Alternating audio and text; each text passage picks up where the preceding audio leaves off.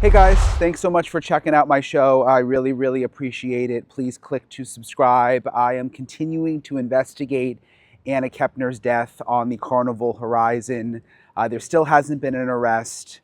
The reports that she died of asphyxiation and a bar hold. In this episode, I'm digging into what that means, especially when it comes to timing. And some of this stuff is difficult to talk about, but how long would it take for someone to die that way? And what may have happened inside that cabin involving the stepbrother? I'm digging into all of it in this episode of Brian Ensign Investigates. Still so many questions about Anna Kepner's death, but a lot more is now coming in to clarity.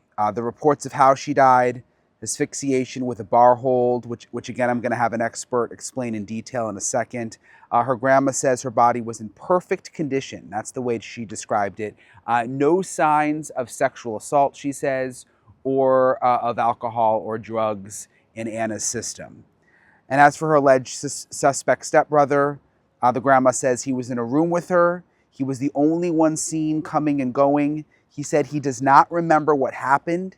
And when she sat in on the interview with the stepbrother and the FBI, the grandma says that he was an emotional mess. She said that he was a good student, that he played soccer.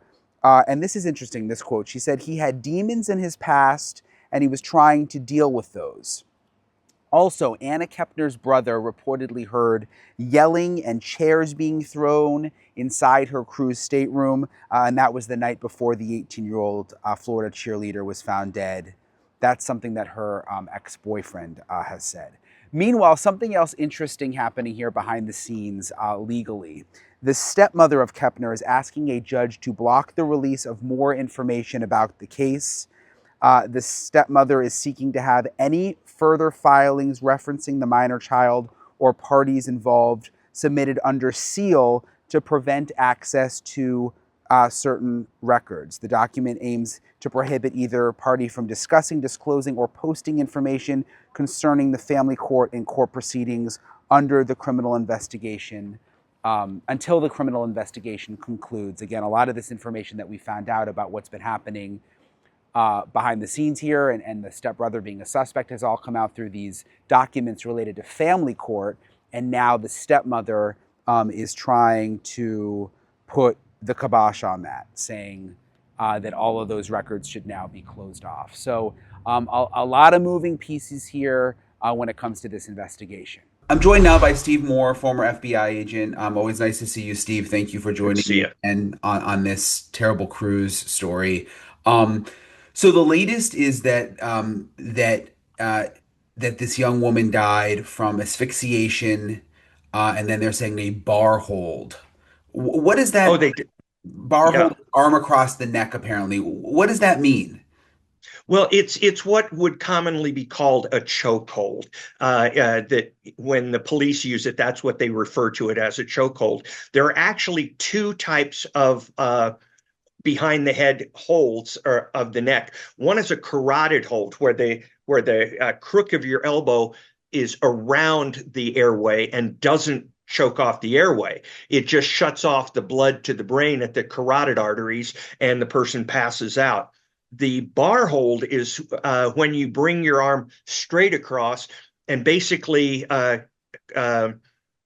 constrict or even crush the windpipe. Would you have to hold it there for a long time? Yeah, you would. Well, there are some stories of people who crush the windpipe because it's kind of like analogous to a vacuum cleaner hose. It's got some rigidity in a coil, and if you smash those coils, you can kill somebody because they can't breathe even if you release them. But most of the time, if you do the carotid hold, which the FBI taught me. If you get the carotids blocked off, you'll pass out long before you would be restricted of any air, and you would come to pretty quickly too. But a bar hold, a choke hold, you actually need to hold it in order to kill somebody long after they've passed out, because when you pass out, if you release them, they start breathing again, and they come to after a little while. So you actually have to hold that long after they've stopped fighting or resisting, or are even conscious. And it's distasteful to even talk about this, but that's the truth of how the body works and how some people work. And I'm sure there's not an exact number to it, but and again, I feel bad talking about it because we're talking about this young woman, but how long would someone have to do that typically to kill someone? I mean, is it 30 seconds? Is it minutes? Um, I think it's minutes. Um, I mean, as horrible as it sounds, there's a thing called positional asphyxiation, where you put somebody in a position where, for whatever reason, they can't get a breath of air. And you go back to the uh, George Floyd case. That's what happened with him, positional asphyxiation. He was down for several minutes and he ended up passing away. With somebody just literally holding the throat, holding the windpipe, it'd be several minutes because you can hold your breath for one, and then you're going to have to hold, you're going to have to restrict the breathing until you have brain death. So you would have time if you were the person doing this to someone to, I guess, have second thoughts to stop.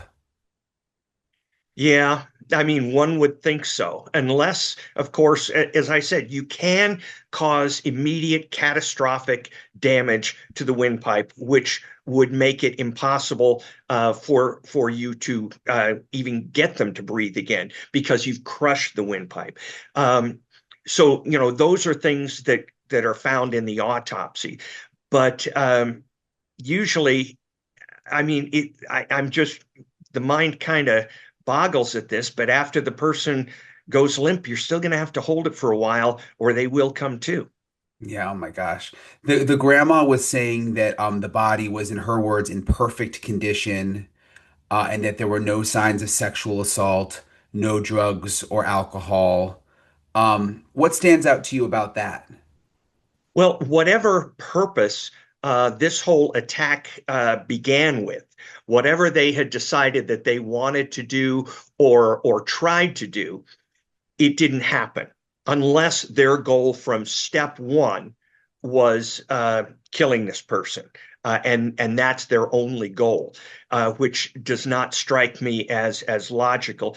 But if there was no other damage, no bruising, no nail. I mean, she had her nails done. If they weren't broken, if he didn't have scratches all over his body or in his face, it makes me wonder how he was able to get her in that hold without a fight. You would see in situations like this where there was a fight, things on the floor broken, everything would be messed up. And even if they cleaned it up after that, you would still find that the assailant would have scratches, especially with a woman who had her nails done. She also would have epithelial cells of the assailant under her nails, which would pretty much tell you who did this.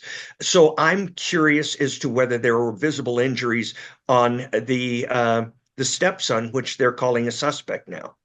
If he got her into a bar hold, could she fight back in that position? I mean, I guess could you still use your arms in that position? Yeah, I think you could. I mean, you can just reach back behind your head and scratch the face. I've never seen these things where somebody was actively resisting, um, where they didn't fight back, which leads me to the question of whether she was already drugged or had some kind of chemical in her body which made her unable to resist. Yeah, because I was wondering that too. Like if she had been drinking or something and was already kind of out of it. But now that they're saying no signs of drug or alcohol, granted, we haven't gotten the full toxicology back yet. But so far the indications are that she wasn't under the influence of anything. Right. And what that sometimes can mean, I would be very curious as to what she was wearing at the time. If she was wearing the clothes that she had been wearing when she visited her family in the casino, that's one thing. But if she was in pajamas, I've worked cases where somebody was dead asleep when the assailant came in and attacked them, and they were unable to fight back because you're kind of groggy and they get you immediately. So that would be another possibility for me. But again, obviously we don't have all the information that the authorities have, but that's the horrible stuff as it stands. And the grandma also said that he was in a room with her. He was the only one seen coming and going. And you and I last time had spoken about the cameras and how many cameras are on these ships, and they can be pretty clear who came, who went in the room and who left the room. I guess I'm just still wondering why no arrest. I mean, it seems pretty obvious at this point. I think it does, but I can't tell you offhand. I can give you a million reasons why it wouldn't have been taken to an arrest yet. Number one, you're going to want an indictment if at all possible, because that's much better than just a warrant to get him. Um, so they may be preparing for an indictment. They may be waiting for, and very likely are waiting for evidence coming back from the FBI lab. For instance, they're going to scrape under her nails and find out if there were any cells under there. Then they have to do a DNA test to find out whose cells they are, which means they then have to have agents meet with the family and get cheek swabs from all of them. So there's a lot of evidence that you need to be processing, and it's not just that you need to prove what happened. You also need to prove how it happened, because if you go into a court and say, well, he was in there, she ended up dead, and so it must be him, you're working totally on circumstantial evidence. But if you can say he went in there, there were uh, there were cells of his skin under her nails, and we saw scratches behind his ears or something like that. Um, they're going to be able to tell the entire story. And a jury doesn't anymore, in the age of CSI, the jury does not accept pure circumstantial evidence. They want to see DNA in DUI cases. And so they're a sophisticated audience now, if you would accept that. And so they don't want to have the FBI say, we think this happened in there, think this is why he did it. They're also going to start doing a complete background investigation on this stepson. Because they're going to have, the grandmother referred to coming out of some kind of dark time in his Hmm. past. Well, there's your clue. The FBI is going to find out all about that dark time in his past. And these are all going to add up. And when there's no threat of him killing again, I mean, he's not going to be on a cruise rooming with his 18-year-old stepsister. That's a curiosity right there. Um, it's not likely that he's going to reoffend. And so the time is on the FBI side in this case. If it was a serial killer, if it was a serial sniper, and people were being killed every day, and they say, "Oh, we think we've got the guy," they're gonna roll him up right then and get him off the street. But when this guy is not going anywhere, I mean, you have time, you might as well use it. Yeah, and the grandma said that she sat in on the interview with the stepbrother and the FBI. She called him an emotional mess, said that he does not remember what happened. Um, is that really possible that he wouldn't remember what happened? Yes, it's possible. It's possible that aliens did it too, and they have these rays that let them get out of the room without ever being in there. Anything's possible. I have never um, had a case where somebody had total lack of memory of something that would be so striking. I'm not a psychiatrist. I'm not going to tell you it can't happen, but as an FBI agent, I'm somewhat of the jury, when I'm investigating a case. If if you tell me you can't remember, that makes me work harder. You know what I'm saying? Because I know I'm onto it.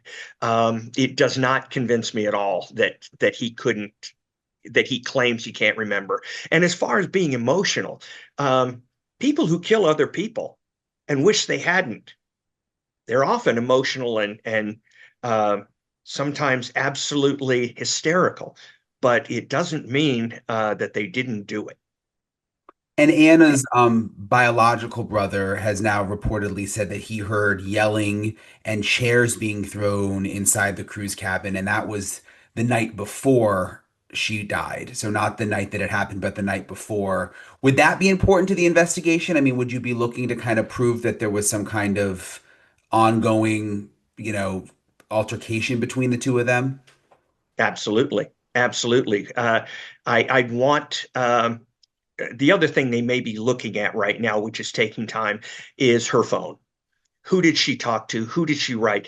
If a if an 18-year-old popular girl is being in any way threatened, sexually or physically, by her roommate, who is not related to her by except by marriage, do you think she's not going to communicate that to a girlfriend? Do you think she's not going to write it down? Do you think she's not going to tell anybody? Number one, she wasn't going to tell the family. We know that already because she didn't, you don't want to screw up the family that's just coming together. But at the same time, you can tell your friends. So I would want to know, and I would have agents out interviewing everybody who she possibly could have talked to, and then get the phone, get into it, and find out everything about that. Likewise, the 16-year-old's phone. Yeah, and her ex-boyfriend has now come forward and been speaking, Anna's ex-boyfriend, and said that she was afraid of her stepbrother, that he had been on this FaceTime call with her at one point at 3 in the morning, and the stepbrother came in and like got on top of her, which concerned him, and he apparently went and even reported this to her parents, like some of these concerns that she had been having about the stepbrother. Could the parents get in trouble? I mean, if they knew all of that and then put them in a cabin together, like, do they have any responsibility here? Well, morally or legally, I don't think I'd want to take that to court personally. I wouldn't want it on my record when I went to the pearly gates. But yeah, they probably have some kind of responsibility there, as does the brother who heard chairs hitting the wall and screaming and didn't go door knock them and find out what was going on. That to me is astounding. You know, certain things here are just bothersome to me. That on a cruise where she's got female relatives to sleep with, they put a 16-year-old boy in with her. That allegedly the parents had been told was kind of strange about her. That doesn't work with me. The brother didn't door knock when he heard chairs hitting the wall. And by the way, how does he know it was a chair? Um, uh, then there's just too many things that are unexpected in this, and I'd really like to learn a lot more. Um, but that's, I think, what's going on. What do you think the timeline will be like? Just because all this information has been coming out, not from the FBI, but there were these custody documents that came out that showed that he was a suspect, the stepbrother, and then family members are now talking. But in terms of a timeline, like officially from the FBI, like, do you think we're going to see an arrest soon? I would expect an arrest anytime within this week to 3 weeks.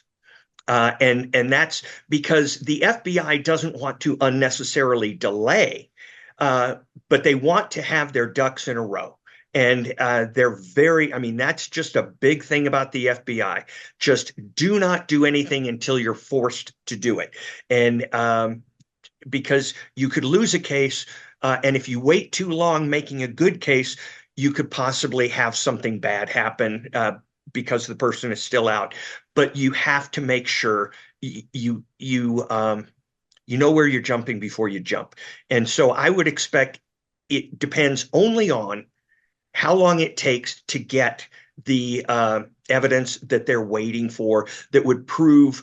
I'm sure they have a hypothesis of the crime. You know, the fact that the that we had just discussed a minute ago, where if somebody jumped on top of her and surprised her in bed, that could mean that she wasn't able to fight back.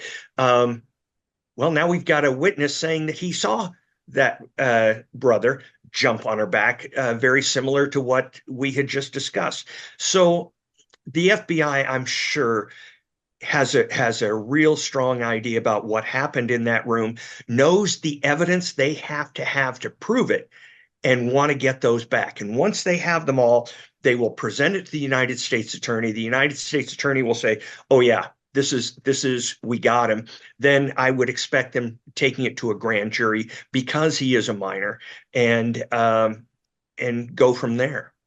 Do they have to wait for the finalized medical examiner report to file charges? I mean, if they're still waiting on some of the pending toxicology, does They the don't have to. They don't have to, but it's you don't have to buckle your seatbelts either. 90% of the time you won't get in trouble if you do that, but the 10th time, something will come back that completely screws up your case. so that could you think that could have to do be playing a part in this? I think it absolutely does. And I'm not saying the FBI is slow on these cases. They're working very quickly, but they don't feel that's just a characteristic of the FBI. There's never, unless you've got people dying every day or every few days or weeks, there's not a panic to make a murder case because you only get one bite at the apple, and if you screw it up, the person's out. And when you and I first started talking about this case, there was some like speculation that maybe this was some kind of accident, that maybe she somehow overdosed or died and someone was covering it up or the stepbrother was covering it up. But now that we're hearing about this asphyxiation, is that just totally off the table, would you say? I'd say it's 99% off the table unless there's something that I don't know about or that you and I, the public doesn't know about.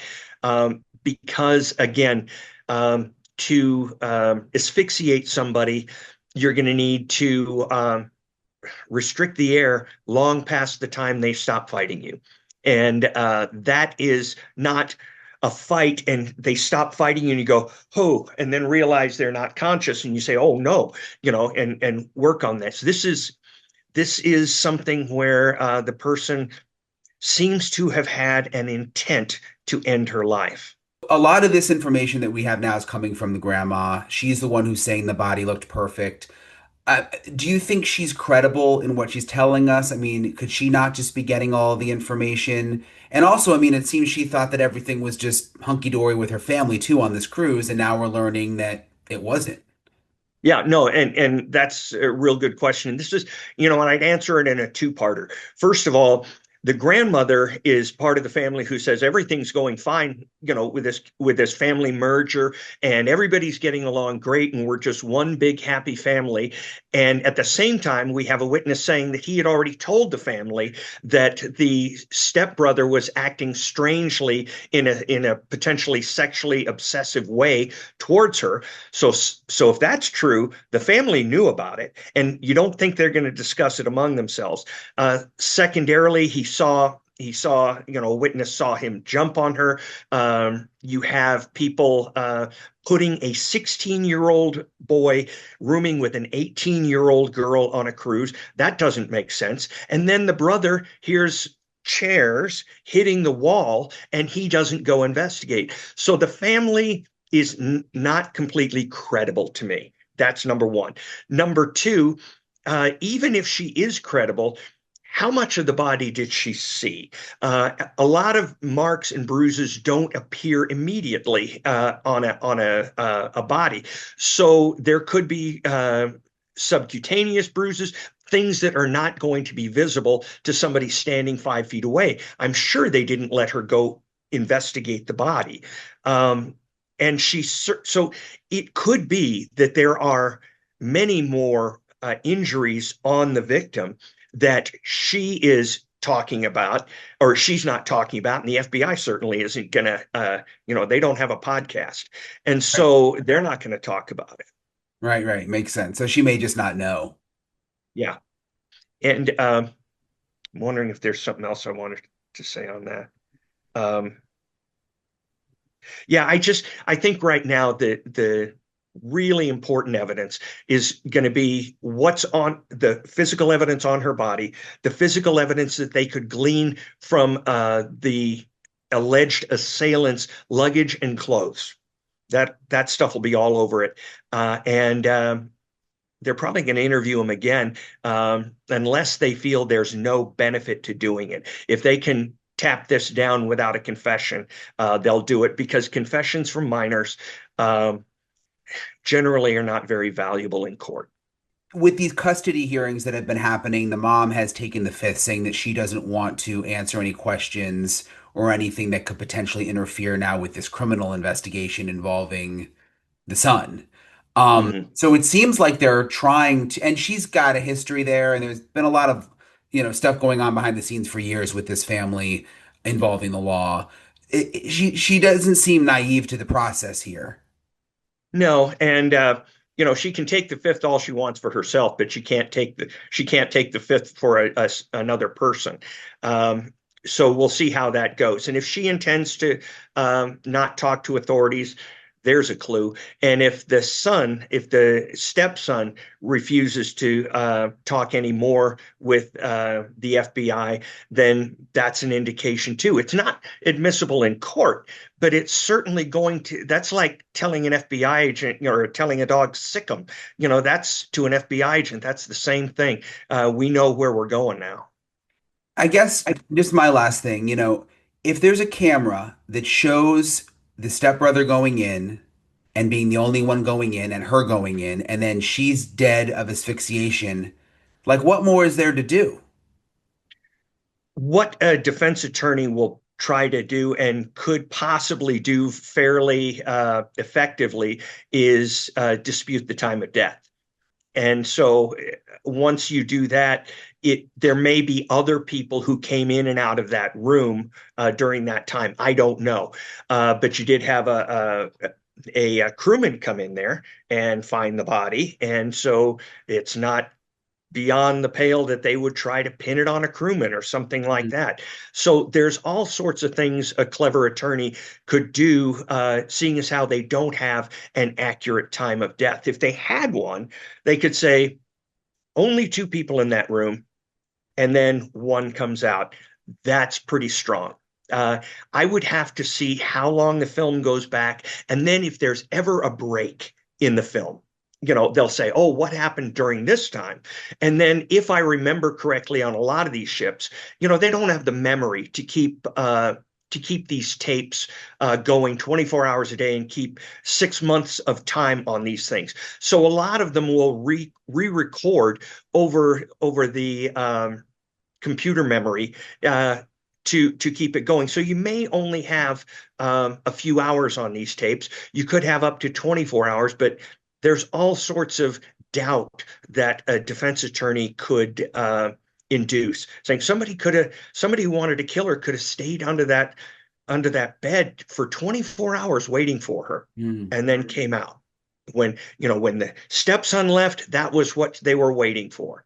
It's amazing what can be done.